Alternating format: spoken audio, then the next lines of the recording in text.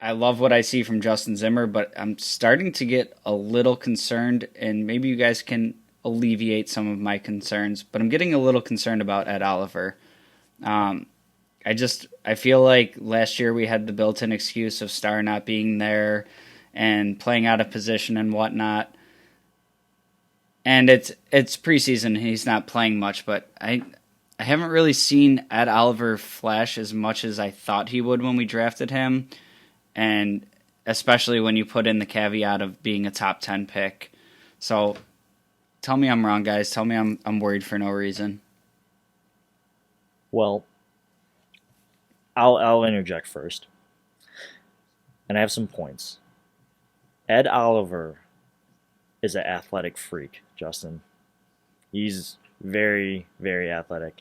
And I think just because he doesn't show up in the stat column doesn't mean he's not impacting the game. And you see that all the time in the NFL.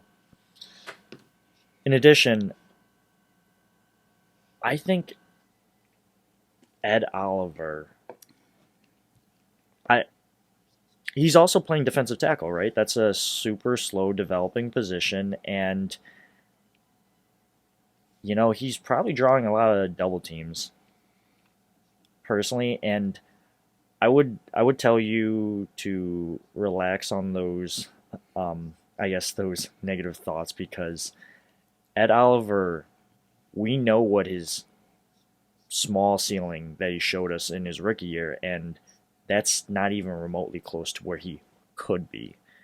And I don't know if that was enough to quell your thoughts, but I just think that Ed Oliver was a top 10 pick, and he's got that pedigree for a reason.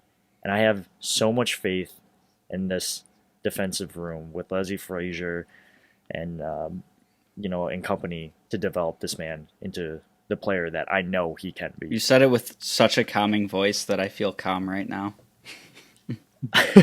Thanks. I was like, how It do was I beautiful. say no? That was so calming. I fell asleep during that. No, I'm just kidding. No, no. I'm glad you brought that up, Justin. In general, first of all, definitely love Justin Zimmer. It's Justin twice. I'm like, did I get that right? Yeah, Justin Zimmer. He's got Um, a great name. it's all right. No, just kidding. It's elite. So I definitely like Justin Zimmer. I love what they've developed into him from being, like you said, an undrafted guy to being a guy that could push like Vernon Butler off the roster, and they could save $3.3 million that way. Like I'm all for that. Especially since we're going to be paying Josh Allen in a couple of years more than $40 million. So anytime you can save any money like that, I'm all for. I'm I'm not going to be as calming as Andrew because I'm a little bit worried as well. I was a little bit worried going into last season because we're like, oh, or at least I wasn't worried going into last season. I'm like, this is going to be a year where he shows up more. I mean, he showed flashes down that stretch in 2019. And I'm like, okay, this is good. He picks up where he left off in his second season, a full off season. He wasn't a rookie.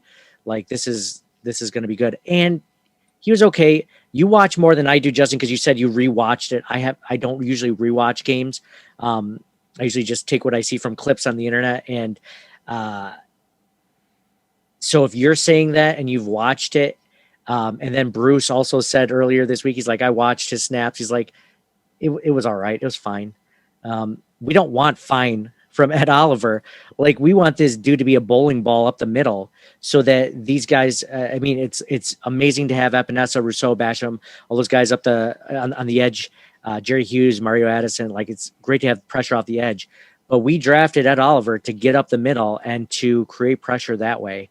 And I haven't seen it a lot. And I know that people are Joe B and all those guys are like, he's actually playing better than what you notice on the field. And I'm sure in all 22, it looks better than it is.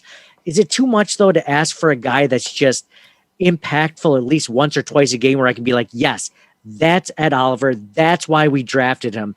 And I feel like we don't even do that once a game. And that does worry me a little bit. And the fact that he hasn't done it a ton this preseason, yes, I'm in the same boat. I'm still optimistic that it is only his third season, but man, like they're gonna have to think about that option next year, and we're hoping it's an easy decision on whether to do it or not. Yeah, I'll add to this real He's quick. going to calm us back down. Please. Yes. I'm on the Hopefully. ledge. He's going into his third year. We know that is a big year for development, at least from what I've noticed under this regime. And two, last year, what was the main, I guess, scapegoat for the run defense Everything. and Ed Oliver not playing well? Right, Starley but Stewart. the Yep. big one, yes, exactly, Star. Has he played in any of these preseason games? Nope. I don't think so. I don't believe so, and I'm just saying Star's coming back, and from everything I've heard, he's looking good. I mean, he's looking a little light too at the same time from what I heard, but we'll see when Star comes back, because when he does come back and we don't see that production, or if he doesn't have a bigger impact, then I might be standing right next to you guys. But I'm hoping that Star's absence and the lack at that position, because who do we have behind Star? Harrison Phillips, Vernon Butler, kind of non-proven, inconsistent people in the league. Star, he could be the key. So I'm going to put you right back on that ledge, Justin, in the fact that Jesus. I would hope that Up and down, up and down. Ed Oliver, I know, snip, snap, snip, snap. Ed Oliver, you have no idea the physical toll of 3 vasectomies. I was hoping you got that one. I love it. With Ed Oliver, though, I mean, just being a top 10 pick, you would hope it wouldn't matter who was next to him that would make or break his success. And that's what scares me. And I totally get your point, Andrew. And I'm hoping that bringing him back will help this year. But I'm hoping he's just like Aaron Donald does. I mean, we should stop as Bills fans even putting that name into the same conversation as Ed Oliver, because he is just a force of nature, and he should not. I mean, he could play any position on the defensive line and just wreak havoc all by himself. You could put 3 undrafted rookies right next to him, and he would still be unbelievable. And it's like, with him though, it's, I don't know. I'm just hoping that he takes that next step where he's just, and to your point, Andrew, he played nose tackle in college, so it's even more of a difference in learning position than it would be a guy who was playing 1 tech or 3 tech in college. At least it would be, somewhat more of a translation. He was right in the nose guard. It's a different position. He was, even dominating at that level.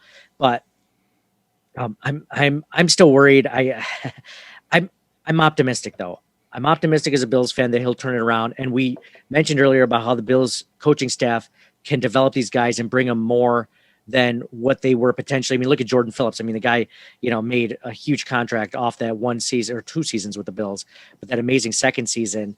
And look at what the Bills coaching staff can do. So, I mean, if it's there and Ed Oliver's willing, which it seems like he is, I think that's my moment of zen, is the that this coaching staff will bring the best out of him, and it's really up to the player at this point. I believe you both. Long story short, we'll see.